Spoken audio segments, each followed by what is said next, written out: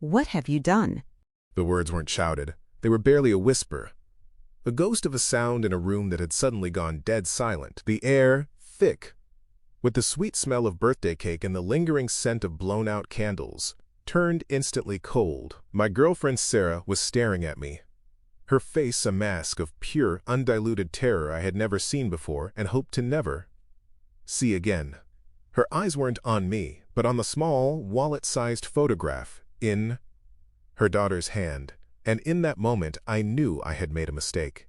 A huge, life-altering, catastrophic mistake. I just didn't know what it was yet. This is a brand new channel with incredible stories every day. Subscribe so you don't miss the next one. To understand how I ended up in that frozen moment of dread, you need to understand the last 3 months of my life. My name is Alex. I'm 32, an architect, a guy who spends his days designing solid, predictable structures. I like plans. I like blueprints. I like knowing how things fit together. My own life, however, had been a series of half-finished projects and emotional scaffolding. That is, until I met Sarah. We met in the most mundane way possible, a coffee shop. But what followed felt anything but. She was a freelance illustrator, a whirlwind of creative energy with a laugh that could make you forget all your problems. She was also a single mom to the brightest, sweetest 9-year-old, soon-to-be 10-year-old, I'd ever met. Lily. Our relationship moved fast, but it felt right. It felt solid, like one of my buildings. We spent weekends at the park, evenings cooking together while Lily did her homework at the kitchen table, and nights talking for hours after Lily was asleep. I was falling for both of them hard. I wasn't just dating a woman. I was auditioning for the role of a lifetime in a family I desperately wanted to be a part of. Lily's 10th birthday party felt like a milestone, not just for her, but for me. It was the first time I'd be there as Sarah's official partner. Meeting more of her friends, her world, I wanted everything to be perfect. And for a while it was. The house was a chaotic symphony of joy, balloons in every shade of pink and purple bobbed against the ceiling. A mountain of presents was piled on a table, and about 15 10-year-old girls were running around, high on sugar and excitement. Sarah was in her element, a radiant queen, in her colorful kingdom, orchestrating games and handing out juice boxes with effortless grace. I was on grill duty in the backyard, flipping burgers and feeling a profound sense of peace. I watched her through the sliding glass door, laughing with another parent, and thought to myself, this is it. This is home. Later, as the sun began to set, the chaos moved indoors for the main event. The cake. Lily, with her bright, gap-toothed smile, sat at the head of the table, her face glowing in the light of 10 flickering candles. We all sang She Made a Wish, with scrunched-up eyes, and blew them all out in one go. The room erupted in cheers. It was a perfect, movie-like moment. Sarah caught my eye across the room and gave me a smile so full of warmth and affection it made my chest ache. It was about 20 minutes later, while Sarah was talking with one of the last remaining parents and the kids had thundered upstairs to play a video game, that I heard it. A soft, hesitant knock at the front door. It was so quiet I almost missed it over the distant sounds of digital explosions from upstairs. I looked at Sarah, but she was deep in conversation. I figured it was just a parent running late to pick up their child. I'm not going to lie, I hesitated. It wasn't my house. We'd only been officially together for 3 months. Does opening the door for a party guest cross some invisible line? It felt stupidly trivial, but in a new relationship, you're always navigating those little boundaries. Finally, I decided it was more awkward to just stand there. I walked over and opened the door, and that's when my perfect day started to fracture. Standing on the porch was a little girl, maybe 8 or 9 years old. She was wearing a beautiful lacy blue dress that looked a little too formal for a birthday party, but it was her eyes that got me. They were huge and brown and held more sadness than any child's eyes should. But behind the sadness there was this shimmer, a sparkle that was utterly captivating. She was holding a small, plain white envelope in her hands, clutching it like it was the most precious thing in the world. Hi. I said, trying to sound welcoming. Are you here for the party? Her voice was as soft as her knock. No, sir. I actually wasn't invited. She looked down at her shiny black shoes for a second before meeting my eyes again. But I wanted to make sure the birthday girl got my card. Could you give it to her? For me, please? The politeness, the sheer earnestness in her tone, it just melted my heart. I couldn't imagine why this sweet little girl would have been left out. Maybe it was an oversight, a lost invitation. Kids can be cliquey, I knew that, but excluding someone so seemingly gentle felt wrong. She held the envelope out for me, and I reached for it, my mind already running through ways to gently ask Sarah about it later. But I never touched the envelope. Just as my fingers were about to close around the paper, Sarah's voice cut through the air, sharp and cold. Alex, who is it? She appeared at my side, and the moment she saw the little girl on the porch, her entire demeanor transformed. The warm, laughing woman from the party vanished. In her place was a stranger. Her face went pale, her lips thinned into a hard line, and a look of something I could only describe as pure fury mixed with panic flashed in her eyes. You are not allowed to be here. She snapped, her voice a low, vicious growl that was so unlike her it made the hairs on my arm stand up. She didn't just speak to the little girl, she loomed over her. Go away, now. Before I could even process what was happening, Sarah had shoved me aside, grabbed the door, and slammed it shut with a deafening bang that echoed through the house. We were left in the sudden silence of the entryway, the cheerful party sounds from the backyard seeming a million miles away. I just stood there, stunned, staring at the closed door. I had never, ever seen her act so savagely toward anyone, let alone a child. A child who had just been standing there, asking for a simple kindness. I turned to her, my voice barely a whisper. Sarah, what in the world was that? She wouldn't look at me. She was breathing heavily, her knuckles white as she leaned against the door, as if holding back an invading army. Yeah. I said, my shock hardening into annoyance. I'm gonna need some answers here. She finally turned, and the look in her eyes was desperate. Pleading. You'll get them. She said, her voice trembling slightly. I promise. You'll get them. But not tonight, Alex, please. I'm so sorry you had to see that, but there are aspects of my life you don't know about yet. Things I need to share with you. But my daughter's birthday party isn't the place for a talk like that. Can we, please, just get through this?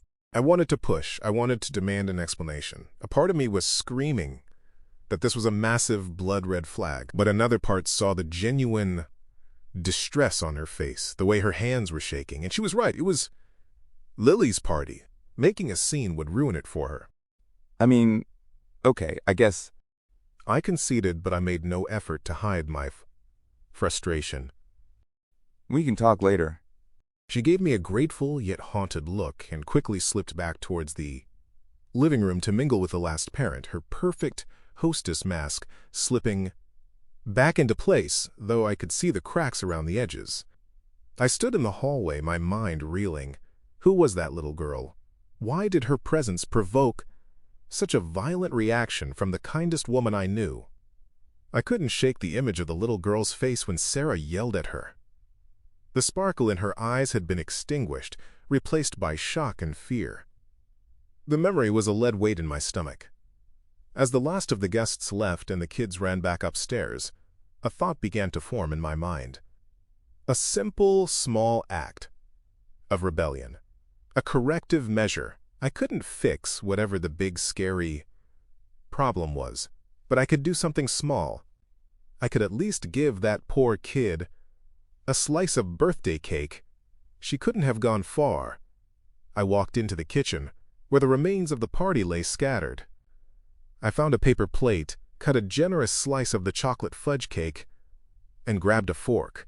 I felt a pang of guilt, a sense of betrayal. Sarah had drawn a line in the sand, and I was about to deliberately step over it. But my compassion for the child on the doorstep outweighed my loyalty to Sarah's inexplicable rage. What would you have done in my place? Would you have just let it go and trusted her? Or would you have felt the need to do something, anything, to correct what felt like a terrible injustice?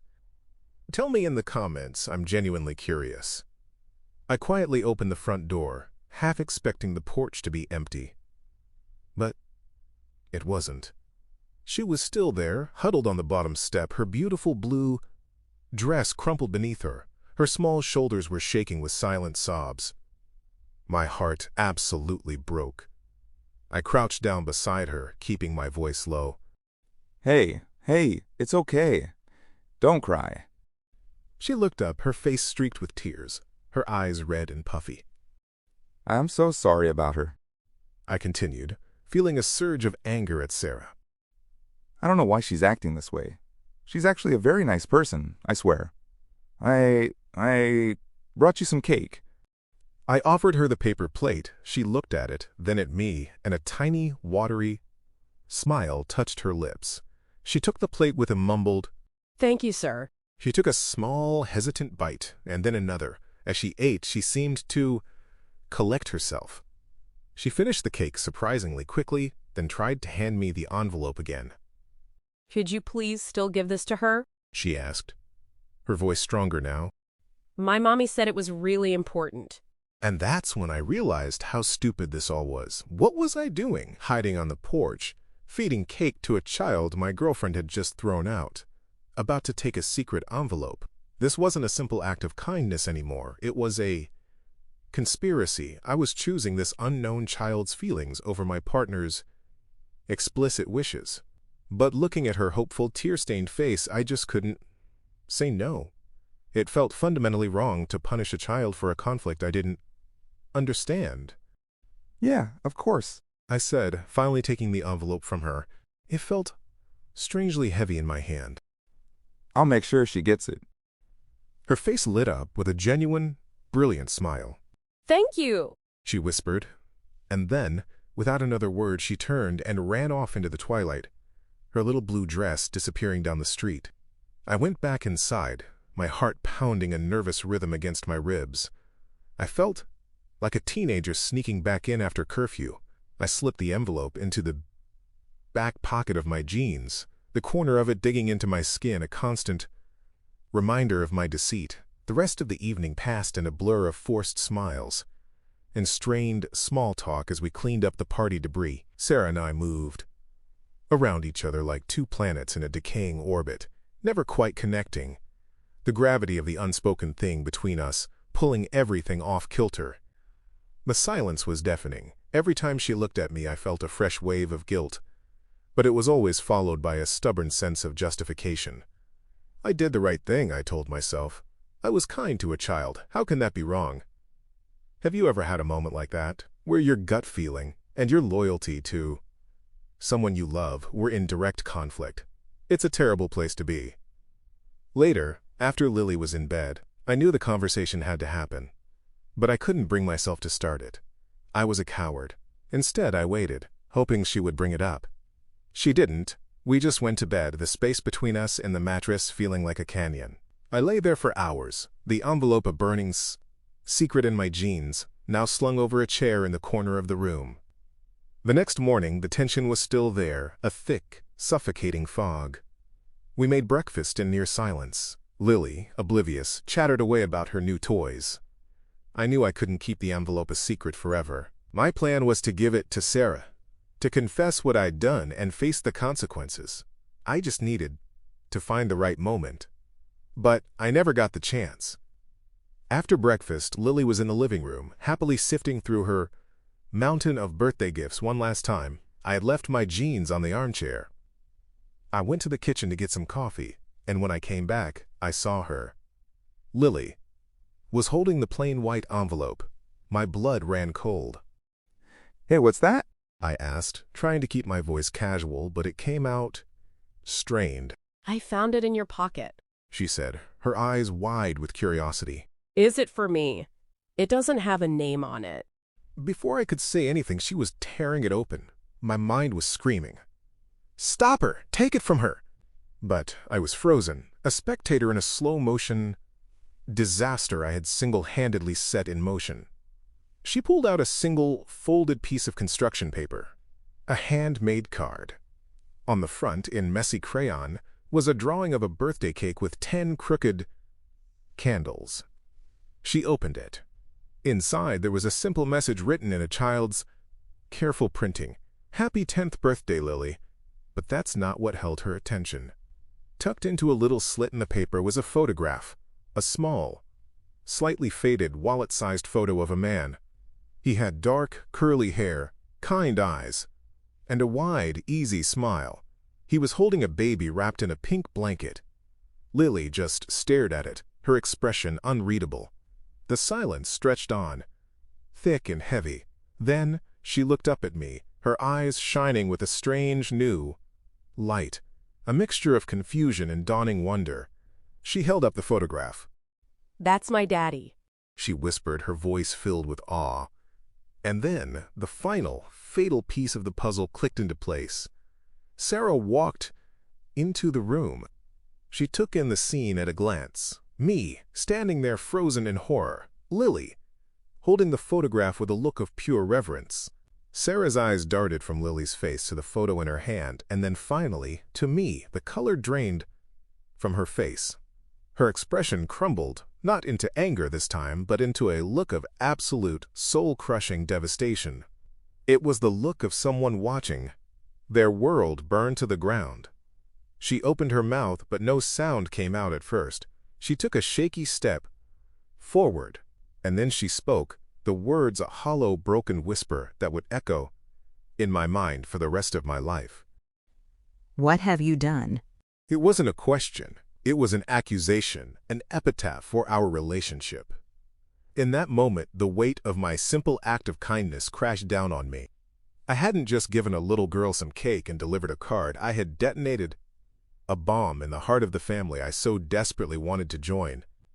I had taken a secret that Sarah had clearly protected with a ferocity I couldn't comprehend, and had naively, arrogantly handed it directly to her daughter. The story didn't end there, it shattered. Lily started asking questions. A flood of them. "Is this really him? Where is he? Why did that little girl have his picture?" Sarah just sank to her knees, unable to speak, and pulled Lily into a hug, burying her face in her daughter's hair. The party balloons, now slightly deflated, seemed to mock the scene, their cheerful colors a stark contrast to the gray despair that had filled the room. Before I tell you how this finally played out, if you've been captivated by this story and want to hear more like it, please take a second to subscribe to the channel. Your support means the world and allows me to keep sharing these experiences. That night, after Lily was finally asleep, clutching the photograph, the truth came out. It wasn't a conversation, it was a painful, tear-filled confession. From Sarah, the man in the picture was indeed Lily's father. His name was Michael. And the kind eyes I saw in the photo were a lie. He was an addict. A charming, manipulative man who had hidden his demons until they consumed him. Their life with him had been a nightmare of broken promises, missing money, and terrifying mood swings. She had spent years trying to escape him, and when Lily was 3, she finally succeeded. She got a restraining order. She moved 2 states away. She changed her name. She built a new, safe life from scratch for herself and her daughter. The little girl on the porch, Elsie, was the daughter of Michael's new girlfriend. He had found them, and he was using an innocent child as a pawn, a Trojan horse to breach the walls Sarah had spent 7 years building. Her violent reaction at the door wasn't cruelty. It was the panicked terror of a mother lioness protecting her cub from a predator she thought she had escaped. And I, in my well-intentioned ignorance, had just held the gate wide open for him. I didn't just break a rule. I violated the most sacred trust she had. I took her deepest, most primal fear and, believing it to be a simple misunderstanding, proved to her that I was not safe, that my judgment couldn't be trusted with the one thing that mattered more to her than life itself, her daughter's safety. Our relationship ended that night. There was no big fight. There was just a quiet, heartbreaking finality. She couldn't look at me without seeing my monumental failure, my catastrophic betrayal, and I couldn't look at her without being crushed by the weight of my guilt. I understood why she did what she did, but it was too late. Understanding doesn't erase the consequences. My simple act of kindness, born from a place of compassion, had potentially endangered the two people I was growing to love more than anything. It was a brutal lesson. Sometimes you don't have all the information, and acting on what you think is right can lead to the worst possible outcome. I moved out the next day. I don't know what happened with Michael. I hope, with every fiber of my being, that Sarah and Lily are safe, but I'll never know for sure. I am no longer a part of their story, and I have to live with that. I am left with the ghost of a question that haunts me every single day. Did I do the wrong thing, or did I do the right thing for the wrong reasons in a situation I was never meant to be a part of? What do you think? Share your thoughts or theories in the comments. I read all of